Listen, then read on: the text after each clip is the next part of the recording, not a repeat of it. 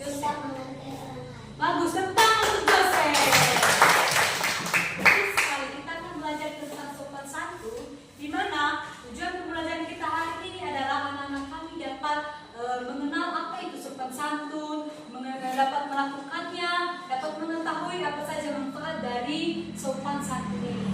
Nah, sopan santun adalah sikap menghargai dan menghormati orang lain, baik melalui perkataan kita maupun perbuatan kita.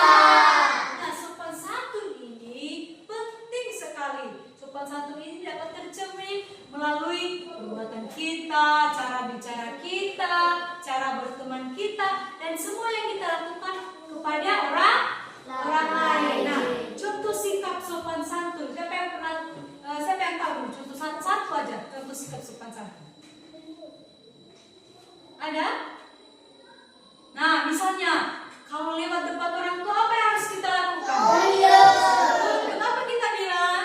Itu juga salah satu sikap sopan santun. Kita menghargai orang yang lebih tua. Kalau kita lihat permisi Pak, atau misalnya duluan ya Pak.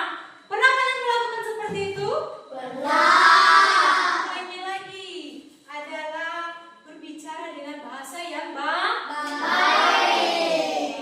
Kemudian kalau misalnya kita minta tolong, apa harus kita bilang supaya kita bersopan? Apa kalau misalnya kita mau minta bantuan, kita harus bilang apa? Minta tolong, betul. Jadi kalau misalnya sopan santun itu cara kita berbicara supaya orang lain senang dengan kita. Misalnya, kawan tolong ya, aku mau habis, boleh minta tolong aku pinjam punyamu. Nah, itu sopan santun. Kalau berbuat salah, apa yang harus kita lakukan?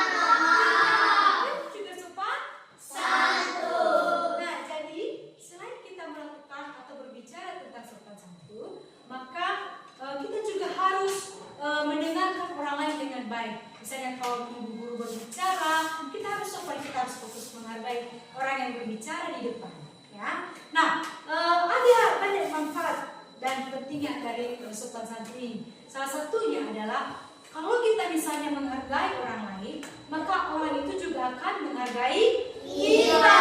Kalau misalnya kita saling menghargai, misalnya kalian saling menghargai sama teman, sama orang tua, maka terciptalah hubungan yang